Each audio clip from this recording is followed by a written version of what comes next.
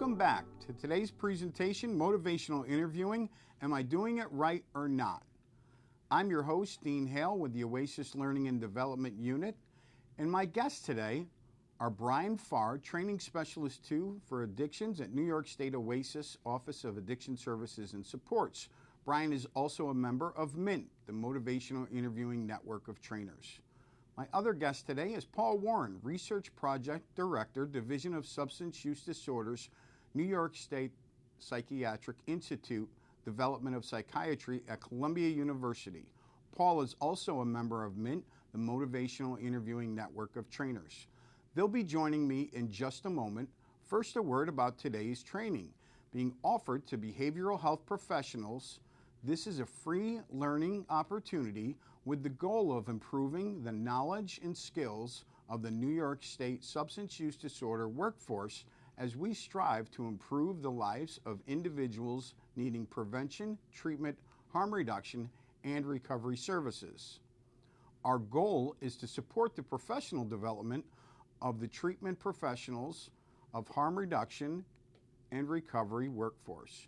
We do this by offering regular presentations that are relevant to today's substance use disorder treatment professional. As always, if there are any questions, comments, or suggestions, please feel free to contact us at the Learning Thursdays mailbox. You can use the same mailbox to express an interest in providing a future Learning Thursdays. And now, it's time to start the presentation and welcome Brian and Paul. Welcome back, Brian. Paul. Long time no see. Oh, what have you been up to? This is a short program, so I couldn't go into all the details. I bet you've been busy. Well, it's good to see Good you to see again, you too. my friend. Very Yes. good to see you too. I'm excited. Me too. So here we are. Yes. Part 2, motivational interviewing.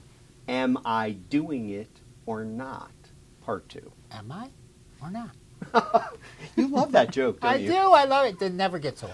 You know what? Maybe we should move right into the quote by Dr. Miller. Let's go. All right. Another good quote by All right. Dr. How about if you read it this time? Oh, I get to read it. Go ahead. Here we go. So Bill Miller says, people are generally better persuaded by the reasons which they have themselves discovered than by those which have come into the mind of others. Wow. Mic drop. Yeah. There's a lot of truth, I think, to this quote. And, I mean, our listeners, viewers will make of it what they make of it.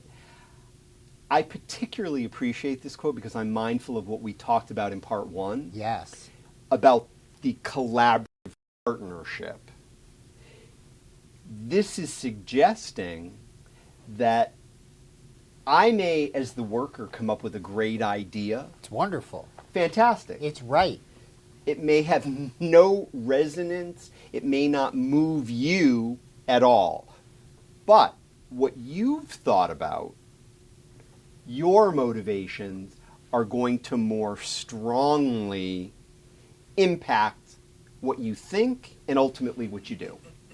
Yes. That's what I take away from this quote. I take this, and as you said, Paul, I think this it aligns with the quote that we had from part 1. Mm-hmm. They are both about this idea of allowing the person to change, to grow, Yes. to come up with an idea that will internally move motivation. Mm-hmm. I guess that's the Yes, way or increase motivation. or increase it. I like that. Yeah. In the sense that, you know, I think one of the things that I love most about motivational interviewing as a practice is that if we are actually practicing motivational interviewing, we can actually learn how to guide that person to have greater self-awareness, and then, because we're being very intentional about what we're doing, we can actually help that person through their own self-awareness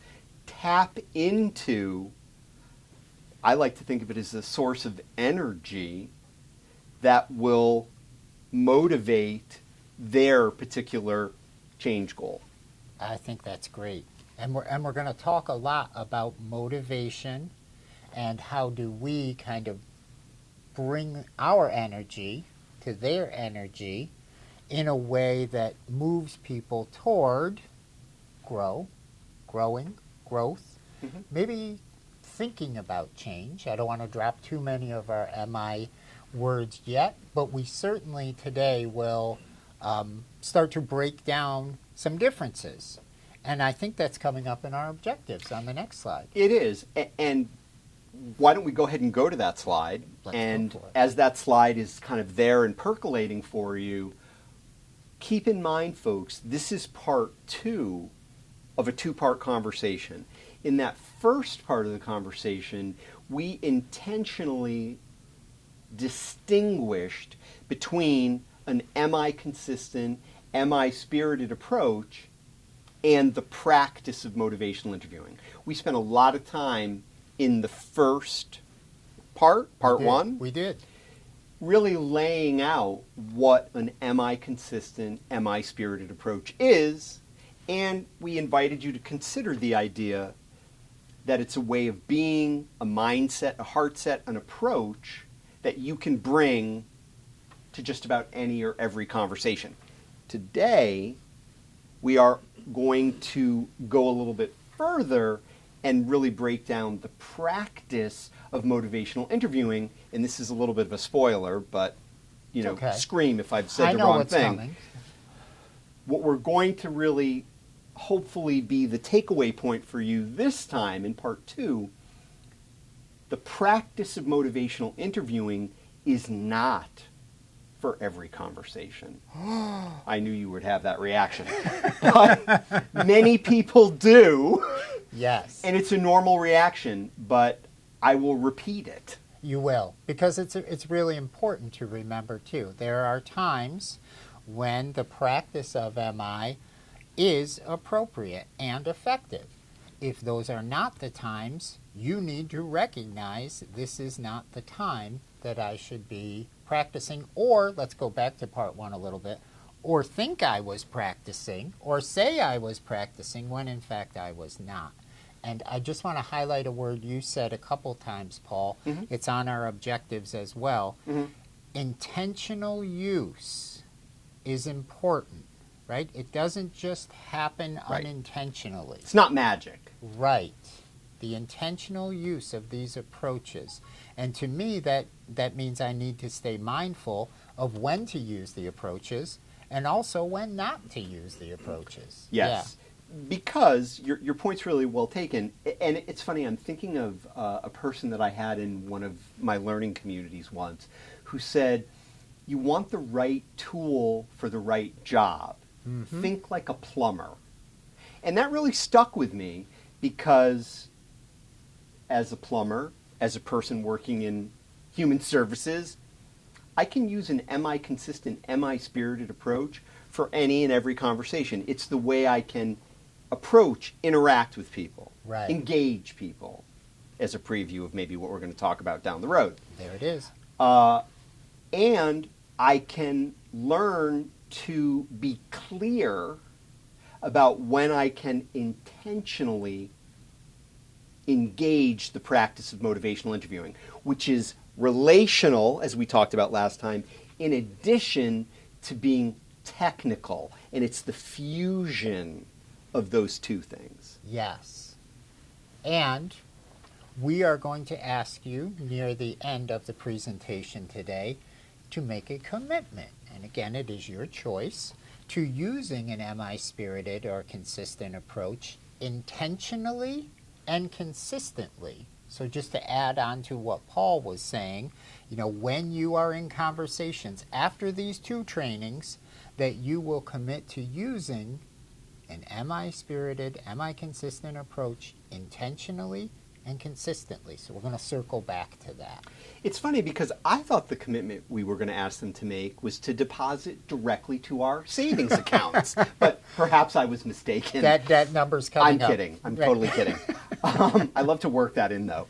We did ask for a commitment before people came to this training. Should we go back and visit that? Which was? It's on our next slide. Oh, okay, but before we do, sure. I just want to underline one additional thing that we will touch on because it's especially relevant to the practice of motivational interviewing because, again, it's not mysterious.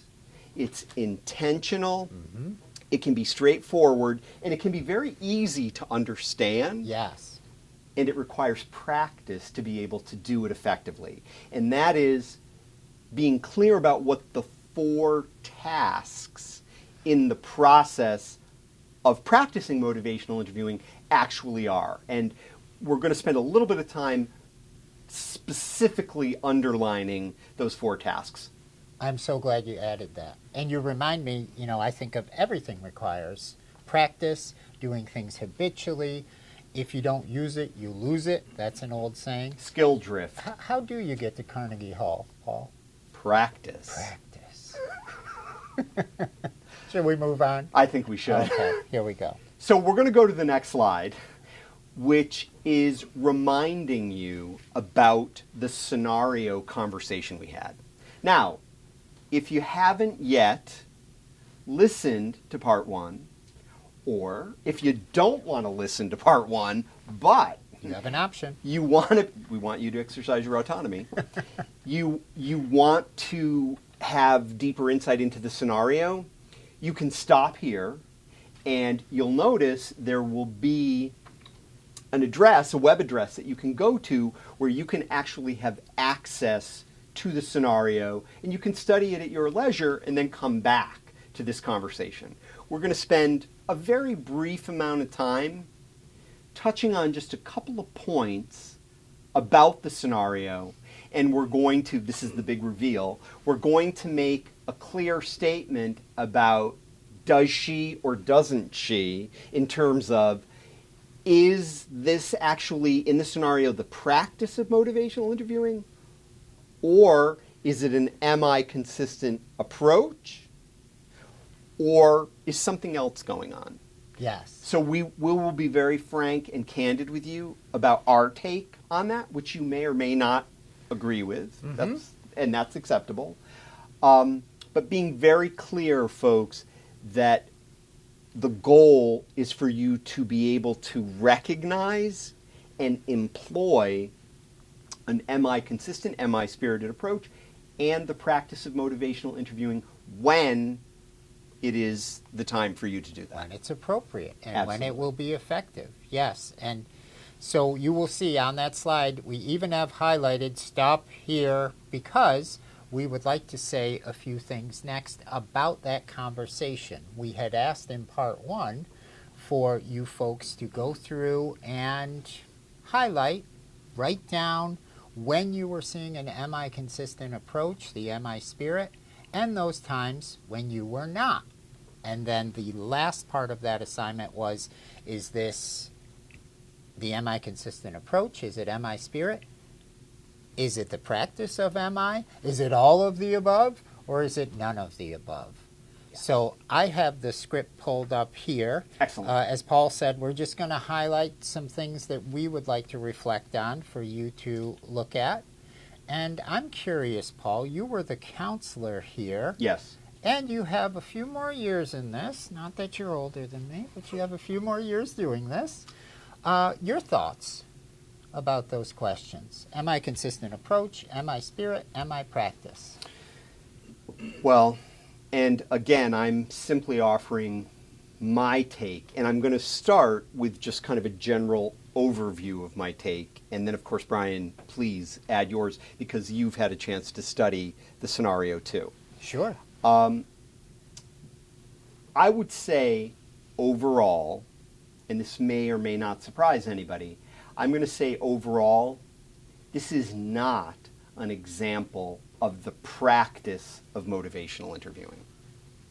Now, I want to be very clear when I say that.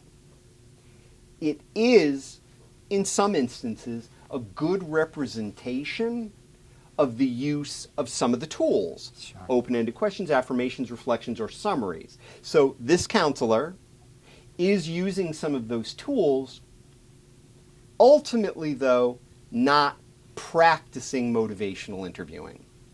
And in terms of an am I consistent, am I spirited approach, I'm going to use this highly technical term, mixed bag. There are Ooh, let me write that down. Yeah, please write that down. And I get a quarter every time you use it. But mixed bag only because there are some moments where the counselor is seemingly empathetic, seemingly offering a reflection, and then there are other times when the counselor is actually doing things that I would phrase, and this is a technical term, am-I inconsistent behaviors. Yes. So that's my general overview. Okay. I completely disagree with. No, I'm just kidding. That's why you're here. Go ahead. No, I will do it slightly in reverse of the way you presented, and Sure. I'm going to leave the question about am I practice to the end and talk about an am I consistent, am I spirited approach.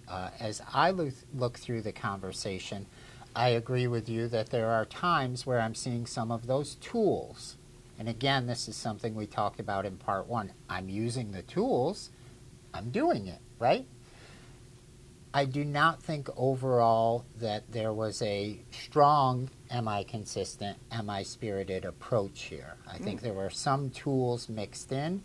I think there was a definite part in the conversation where the counselor, the helper, started to focus more on the I, talking about themselves, had made these recommendations for you and you should follow them. So I think the partnership part of PACE kind of dropped out there. Hopefully that makes sense to you. I think if you go back and look at PACE and some of those key elements there, I think overall the mark was missed on that in the conversation. In terms of the practice of MI, the reason I left that to the end is because there are a few things missing, I would say right from the get-go, for this to be the practice of MI. And I know we're going to be talking about those in future slides, so I don't know if I want to do the reveal yet. Okay. Does that make sense? Absolutely. And I just want to be clear. Yes. We're in alignment where you're suggesting that this scenario is not an example of the practice of motivational interviewing. Check. It is not. Okay. I'm checking. Yes, it is not an example of motivational interviewing. Okay, great. Yes. I will start, and folks, keep in mind, we're not going to do an exhaustive debrief of this, and there are reasons for that, which we will reveal at the end. We will. But what I want to sort of start with is something that I find incredibly ironic about this scenario. And it's funny, I don't know if I've ever said this before, but as you and I were reading it this time, or when we did in part one, the counselor, the second thing the counselor says is, I'm not here to force you to go to rehab. Oh, I hadn't seen that. And that is incredibly am I spirited and am I consistent? The words are, but everything that follows, and again, hopefully you may have it in front of you, you may go back to it, you will notice that everything that follows that seems to be an attempt to convince, direct, shame this participant, Michael, Yes. into going into rehab instead of going to jail. So I really appreciate the irony of that, because we can say one thing, Yes. but we actually are acting out something different. So true. And we mentioned in part one the importance of that therapeutic alliance, the therapeutic relationship, and building trust with our participants. When I say one thing and my actions don't back that up, how am I going to build trust with that person? So to me, as I said, the partnership is dropped, the autonomy of the participant is dropped in that, and I'm not being honest. Yes, you're not being authentic. Authentic is a good word. Well, yes. the counselor in the scenario. The You're counselor, being authentic, yes, but I the am. counselor is Thank not. you. Yeah. I Yes. to. Yeah. Is there anything at this particular moment that you specifically want to point out about the scenario? There is one thing that stands out to me that comes a little bit after that, but I want to check with you first. And we can jump around in this, but again, we're not going to do an exhaustive debrief on this. but hopefully what we're going to talk about, you'll even be able to revisit this again. Yes, I think most of what I would talk about has to do with the things that you've mentioned when you were saying that I am saying it is your choice. I'm not going to force you to go to rehab. And then after that, I have done some things that not only seem to shame, that not only seem to really try to convince you, but I was thinking the word, I'm going to force you. And if I can't force you, your probation officer or your legal entanglements might too. I think the counselor pulled that card in different ways, overstepped the boundaries that we talked about in part one. Yeah. There was one part in which the counselor said, I've talked to your parent or your children already. And that, I went, oh. So to me, those were the parts that really took it so far away from anything close to having the am I consistent, am I spirited approach. Yeah, and we're going to underline why it's not the practice of motivational interviewing as well. Yes, we'll get into that. We will, very shortly, actually. Honestly, there's really only one other example I want to point out, because you've touched on those areas of convincing, forcing, Yes. Saying one thing and actually going on to say other things. And it's in the third thing that I believe it's the third thing that the counselor says. The counselor at the end changes kind of their tone and says, aren't you worried about how your kids will manage without you? Now, technically speaking, that's a closed question. They'll answer that question yes or no. The irony of that question is the counselor is not drawing on what actually could be a motivating element, the children, for this person. They're simply framing this closed question to shame the client, the participant, into saying, well, yeah, of course I'm worried about my children. Instead of using maybe an open-ended question there. Tell me a little bit about how your children may react to your being away. Yes. Being curious about what the person's experience is. And again, it's a subtlety, but it's an important subtlety to note, because what it's really betraying, I think, is the workers, the counselors' fixing reflex. The desire to rescue, solve, push Michael into doing what they think is right. Oh, yeah, that's powerful. And I was going to ask you, you provided it, what might be an open-ended question that the counselor could have used instead there? You provided one. I know oftentimes when we will go through scenarios, whether it's watching a video or doing it this way where you have the script in front of you, we will ask the audience, it's just something to think, do you think the counselor cared? Do you think the counselor was invested? Ask me that. Do you think the counselor cared, Paul? I do, absolutely. What Why? about you? Why do you think the counselor cared? Well, I'll answer that. I think the counselor cared because the counselor made the effort to try and convince the person. Sadly, their caring, unfortunately, has had the absolute opposite effect of what you would hope, which is an alignment between the counselor and Michael, so that Michael can make a choice that may be a choice that was less pushing him into a corner, where he could actually make a thoughtful as opposed to a reactive choice. What do you think? Do you think that the counselor cared? I had a long and expansive answer to that. Okay. Ditto. No, honestly, I knew you would laugh.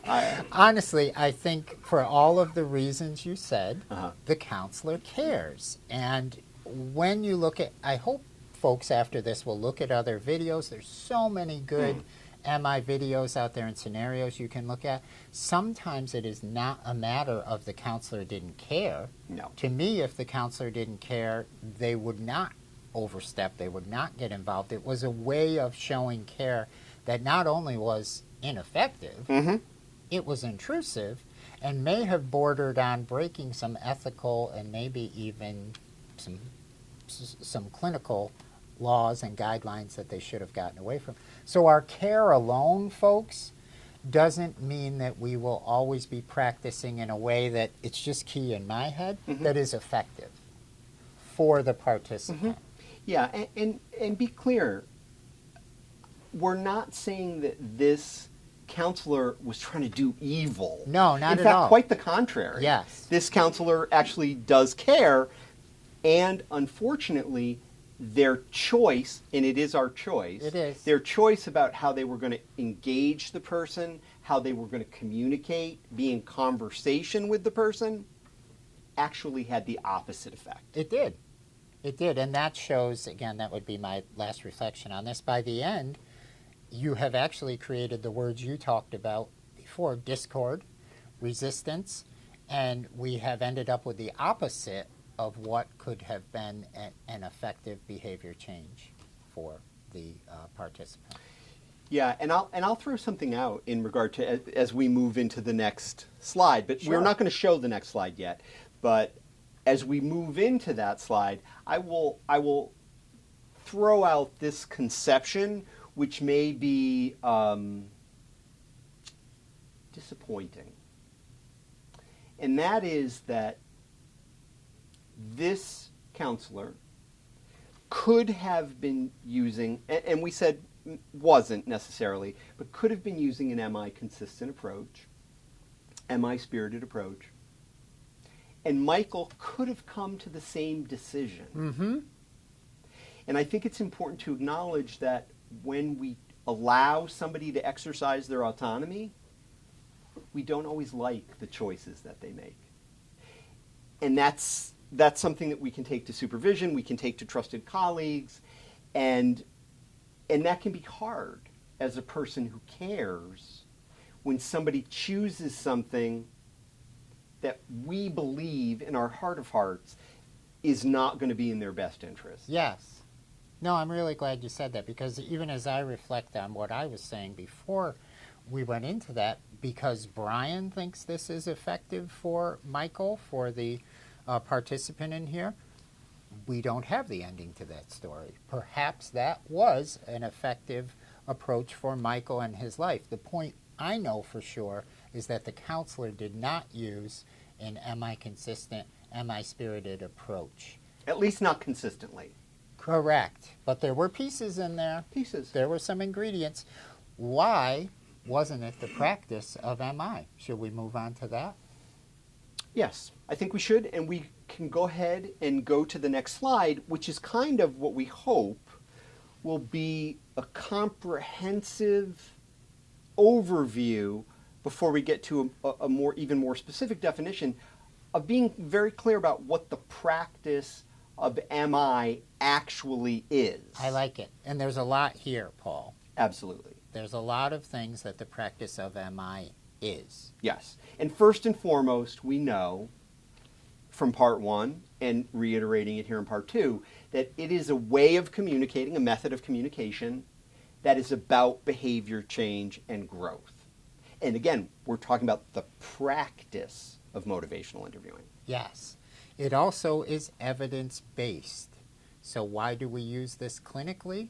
Because there has been a lot of evidence and there has been a lot of research behind it. 100% evidence-based. Yes. It's also, and this is very helpful if we're a practitioner of motivational interviewing, it's also codable and verifiable, meaning that there are validated instruments. If Brian and I were having a conversation and I were the participant and Brian was the counselor, and that conversation was recorded, we could review that conversation, and using one of these validated instruments, we could determine these are the strengths that Brian is bringing to the conversation. These are the tools that he's using. This is a possible growth opportunity in regard to his refinement of his practice. So the fact that it's codable and verifiable is very helpful. It is. It is also a way to decrease ambivalence about behavior change goals.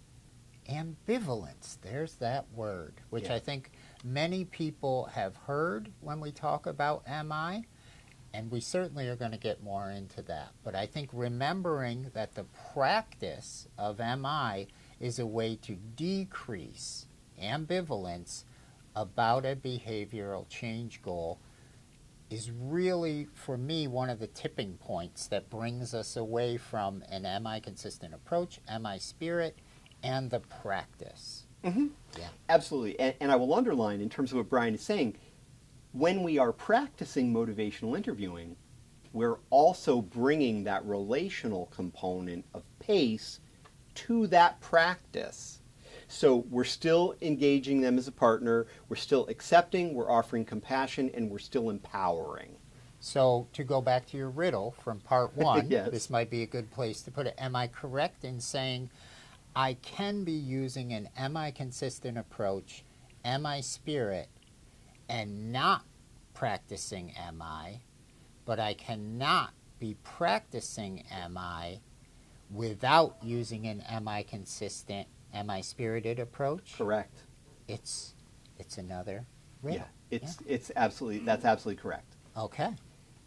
Another element to consider, and we're just going to touch on these, but another element to really consider is that another tipping point, I believe, in terms of into the practice of motivational interviewing, is that we are engaging in a kind of conversation where the person is identifying their motivations, and through the identification, verbalizing, and then our employment of that information, it actually strengthens the motivation that they already have toward that behavioral change. I really like that you said there. They are identifying and they are strengthening motivations for behavioral change goals. We're on the path, but it is theirs. Yes. They have to verbalize it. They have to verbalize it. Yes, that's Yeah. key. Yeah. Another thing that the practice of MI is it's something, it's a technique done with intention that can lead to planning about behavioral change goals. So I know my work in the field, we had the treatment plan out within a certain number of days, and we had the plan going.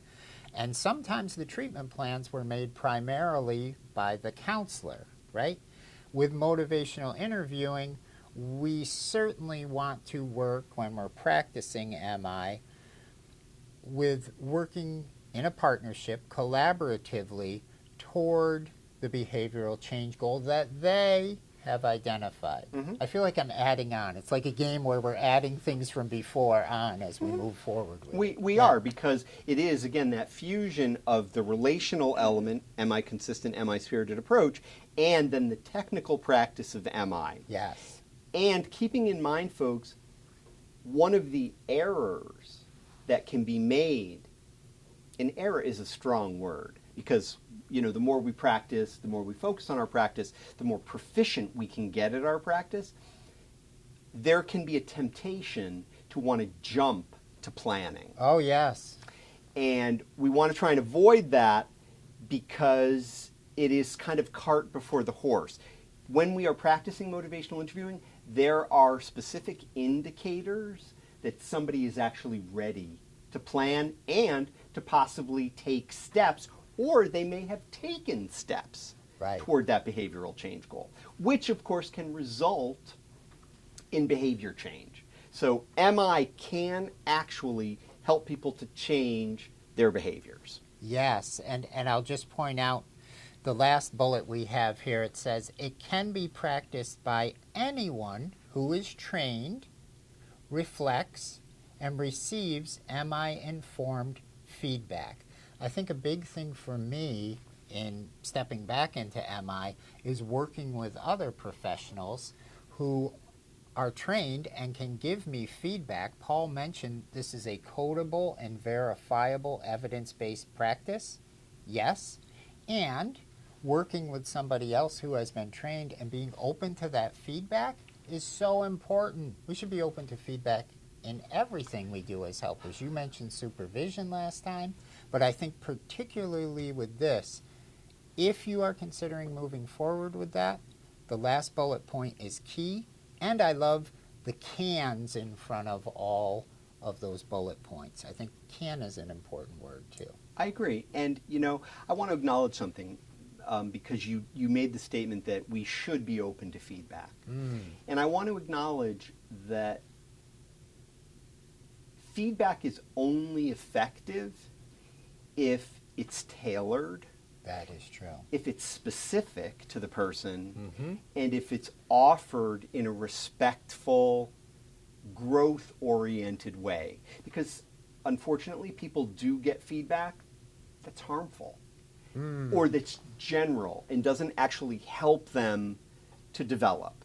So to anybody who's out there, again, a main point to take away here is that if you're interested in this evidence-based practice, if you're willing to practice, if you're willing to reflect on your own practice, and that takes courage, and if you're willing to receive strengths-based feedback, anybody can learn this. You don't have to have a degree. And I'll make a personal statement as we make kind of the transition into the next slide, which is I was a trained social worker, and it was harder for me to learn motivational interviewing because I had to forget some of what I knew. I got you. And realize that when I'm practicing MI, I'm playing the piano. When I'm doing insight-oriented counseling, I'm playing the violin. And that there can be a relationship between those things, and they are different. And I can be clear about when it's appropriate to do what. So in the next slide, we're really underlining, I'm going to frame it this way, the constituents, the things that actually make it possible to practice motivational interviewing. Yes, yes. And the things that jump out to me, they're highlighted and Yes, they are. bolded, so that makes it, the bold certainly helps me. Conversation. We talked about the word interviewing being an early word early on. Conversation. You are having a conversation between these collaborating partners, and there's the two things that come next. Is there a specific behavioral change, which was verbalized by who, did you say? The client. Yes. Ooh, Not I me. was afraid I was going to mess that up. I didn't expect that, but it is the behavioral change goal of the client. Yes, Yes. I was like, Okay. I think he's got it. Yeah, all right. The behavioral change goal expressed by the client or the person, right? If you're taking us into your private lives, right? Is there a specific behavioral change goal expressed by that person, not by you? Because what we say and how we say matters so much. I appreciate you said that about feedback. And then we're back to this word, ambivalence. Which means that the person may have mixed feelings, may feel strongly one way and a little bit the other way. The thing I like to throw out about the word ambivalence is it means that the person is considering the change. The other two things I think to keep in mind before we move to the next slide is that the practice of motivational interviewing is not passive. We are guiding intentionally the conversation and to help that person to explore both sides or the multiple sides that they have as they consider this behavioral change goal. And we are helping them to identify their motivations so they verbalize them, and then we employ what they say in order to help strengthen those motivations. So it's their motivations that move them forward, not ours. We're simply employing what they share with us and put on the table. Yes, you did a great job of highlighting the number 2 on the practice of MI about identifying and increasing their motivations. Yeah, and even if the behavior doesn't change, I love that we've mentioned growth may happen, consideration may happen, because for me, I'll keep it in the eye for myself, much of my ambivalence I may not have even expressed to the person outside, but I know it's there, right? And that's what we're looking for, to get that little ember going. Absolutely, and I love the image of an ember, and I will also add another image, which is a seed. Ooh, because that's good, too. sometimes if you are using, and we're going to go to the next slide to remind you of an MI consistent, MI spirited approach, if we are using that MI spirited, MI consistent approach, partnership, acceptance, compassion, and empowerment, although we may not be ready to move to a plan, although the person may not be taking actions at this particular point, it doesn't mean the conversation is a waste or in vain, because we may have kind of fanned the flames of that ember or possibly planted that seed for future growth. And sometimes that's future growth in a conversation that you may have with the person. And even if it's not you having that conversation, it doesn't mean that you still didn't do meaningful work with that person to actually plant that seed. Love it. If we were in person, I would ask you folks to think right now about something that somebody told you, and maybe they used an MI approach, maybe they used MI practice, maybe they didn't. They told you something and it started ambivalence inside of your head, thinking about that behavioral change goal. I know for me, when I make it personal like that, I can think of several times whether I verbalize that to them or not, whether I did it right away or not. To me, what MI is going for, one of the baseline kind of effective strategies when we practice, is getting to that point of ambivalence, and as Paul said, that you may never see. You may not know that you planted that seed, that you got that little ember going, but if you got it going, that is at the heart of what we're trying to get you to practice here. Just telling someone what to do based on your own behavioral change goals and what you think they should do has not been very effective overall. So keeping in mind, folks, remember, in part one, we really wanted to lay out very clearly for you an MI consistent, MI spirited approach. Here, we are underlining the fact that the practice of MI really does require the presence of that behavioral change goal that the person is considering and the presence of their ambivalence about that. Now, they're probably not going to say to you, Brian, I'm ambivalent about X. Right. But they will talk about, this part of them wants to make the change. This part of them doesn't want to make the change. And that, folks, is an opportunity. Yes. And it's an opportunity to practice motivational interviewing. Now, when we go to the next slide, what we're going to focus on, and again, this is a brief focus. There is going to be an opportunity for you to potentially get a much deeper dive into this if it's of interest to you. Yes. But what we're going to focus on in this next slide, and we can go ahead and go to it now, the next slide is the work we can do as we're practicing motivational interviewing. Now, some of this is already going to look familiar because Brian and I have actually already talked about it. But this diagram is a very helpful way to think about the progression, the intention of these tasks, formerly known as processes in the third edition. They're now tasks. Tasks when we are actually practicing motivational interviewing.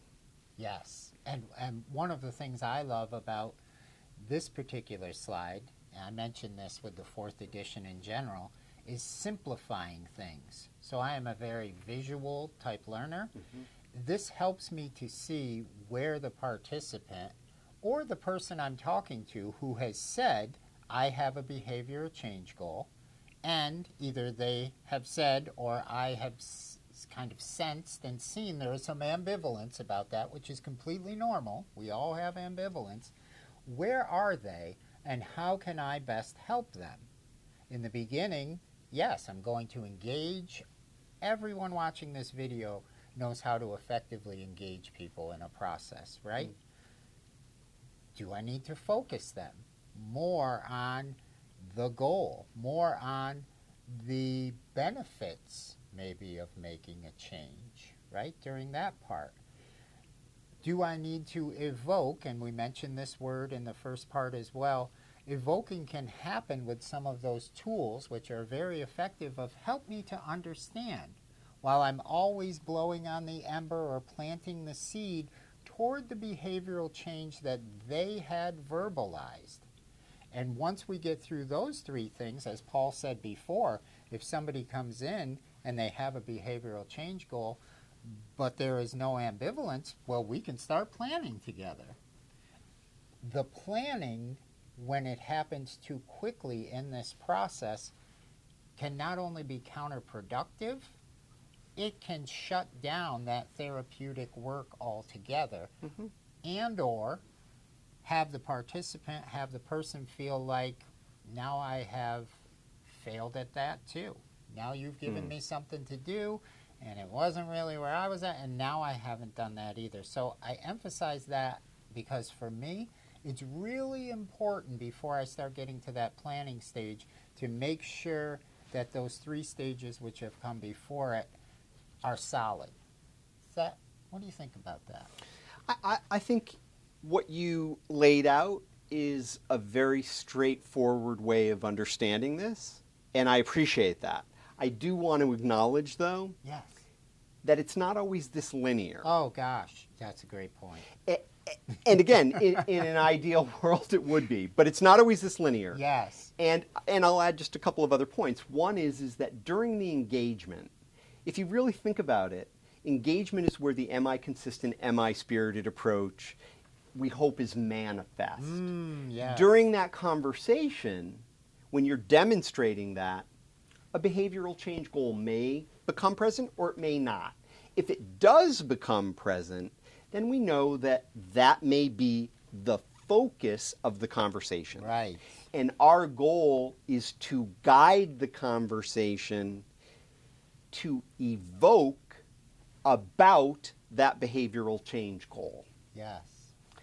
And one of the things I think is a pretty consistent learning opportunity for folks is moving too quickly out of evoking into planning. Yes. And if you really think about it, folks, evoking is the heart and soul of the practice of motivational interviewing, because it's the intentional use of the tools to get the person to talk about their desire to make the change, their ability to make the change, their reasons to make the change, or their need to make the change. So the person, and again, sadly, at this moment, we don't have a part 3 scheduled, but what I will say is that there are very specific signs, and we're not going to go into them, but there are very specific verbal cues and signs of when a person is actually ready to move from evoking to planning. Yes. So we wanted to give you the overview of the work in the practice of motivational interviewing so that you could see how an am I consistent, am I spirited approach ultimately becomes the foundation or the bedrock upon which everything else proceeds. Yes, that's very well said. And I like that you said things are very rarely linear, right? Very rarely. Especially around change. Yes. I mean, think about it for yourselves, your own, change process. Right. And I mean, I want to acknowledge there could be people who are participating in this conversation who were very clear about the change that they wanted to make, and they had no ambivalence. Right. But ambivalence is normal. It's human to have ambivalence. Yes. It's very normal. We're going to move to the next slide as we start to bring this to a conclusion. To be very clear, we wanted to restate these things that the practice of MI absolutely is not. I love these. It's great. Is there one of these in particular that you love more than the others? Yes. Which one? It's the second one. Say a little about that. MI, folks, is not a method to get people to do what you want them to do. And not only have I fallen victim to that, like I said, in certain conversations, I just say, I'm not taking an MI consistent, MI spirited approach in my personal life, but I think I needed to understand MI to the point where I didn't see it as manipulative, getting people to do what I wanted them to do. It's not. It's not. They express the change goal, and they show the ambivalence. They are the experts on themselves, and we walk with them toward that. So that's my favorite. Thank you. And, that is one of my favorites, too, that it's about the manipulation. Yes. And the reason I believe it's not manipulation is because it's their motivations. They have verbalized those motivations. I didn't manufacture them. Right. I didn't insert them. I evoked them from them. They were already there. I just created the opportunity where the person could feel heard and could explore in an open way. So that's ultimately, too, what I think keeps it from being manipulation. And the only other one, we've touched on these others, but really the only other one that I want to highlight is that it's not necessarily time intensive. I don't know how many times I've heard people say, I would practice motivational interviewing if I had more time. I don't have time for that. Yeah, exactly. It takes too long, too many sessions. It doesn't. What it does take, though, is 3 things. Practice. Yes. Practice. And more practice. We're going to Carnegie Hall. Exactly. So it really does take that because you learn to be skillful with the time that you have. And I have to tell you, you're not going to be surprised at this. Okay. But I have to tell you that I have loved this journey with motivational interviewing. And I will be very candid in saying this, is ultimately, I think it's made me a better human service provider. And I'll go so far as to say, I think it's made me a better person. Yeah. I like this, Paul Warren. And I would agree. I would say that motivational interviewing, it's definitely made me a better communicator. And I think, in general, better able to relate with the people around me and the world in many ways. So in lieu of a scheduled part 3, and we're going to go ahead and go to the next slide, but in lieu of that, we did want to offer you a couple of steps to consider about how you can go forward to be intentional, to be consistent. And I have to admit, I'm a little bit of a Latin nerd because I studied Latin for 4 years in high school, and that's why I threw an ad infinitum, which means forever, or over and over, because I believe that my relationship with motivational interviewing has consistently deepened over time. And I am pretty confident that for as long as I'm willing to practice, reflect on my practice, and receive feedback, that I will continue to grow and refine my practice. So we did want to share with you a couple of steps that you could consider. Concrete things you can do after this. We hope, and again, if you are interested, we hope that you will pick a few things off from this slide and go forward with them. The internet is so ripe. It is a treasure trove of resources. Some good, some not so good. And Paul was instrumental in getting this training for MI4, which is a 12-hour training, through OASAS going. Sign up. We would love to have you come and visit us. It is in person only. It will take 2 days of your time. But I really think if you enjoyed this, if you're thinking of moving forward with it, sign up for that training. We'd love to see you there. We also put some resources, which will be on the next slide, that you can share.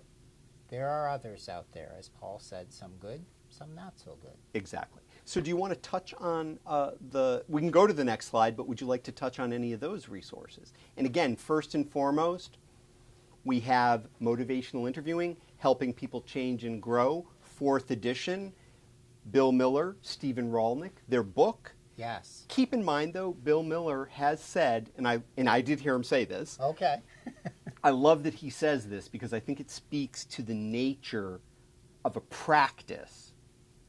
You can't learn how to do motivational interviewing by reading their book. It can support your learning, but you have to go beyond that. Yep. Yeah, no, I like that. And Paul is too modest to enter this, but it has been instrumental if you want to hear more of Paul's voice, he does a wonderful podcast. It's called Lions and Tigers and Bears, MI. And he thought my title was corny. You can find that.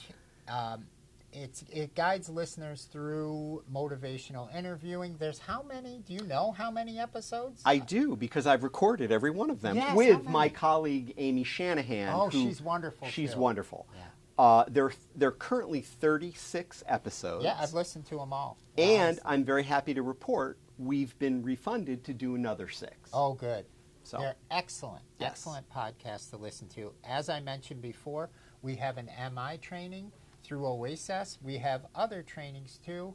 We love to see folks come and get some trainings. It's some tools in the toolbox. It's a way for us to give you feedback and learn from you.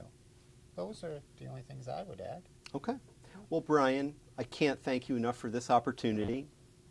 And I can't thank the people who may be watching this enough, because you actually did provide Brian and I with an opportunity to continue to reflect on this evidence-based practice. And we hope that you will take the time to share your feedback and your comments with us if this was helpful, if you have any suggestions. So again, thank you, and thank you. And thank you, Paul. And yes, especially if you would like to see a part 3. Let us know. We keep plugging for that part 3. All the best, my friend. Same to you. Thanks, folks.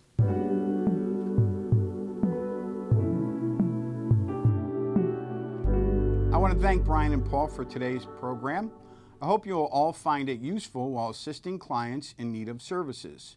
Your feedback is important to us. It helps us to understand if we're meeting your educational goals and expectations. Once you have viewed both parts of the presentation in their entirety and passed the quiz, you will be able to print and save a certificate of completion. Once again, thank you for joining us, and keep up the good work.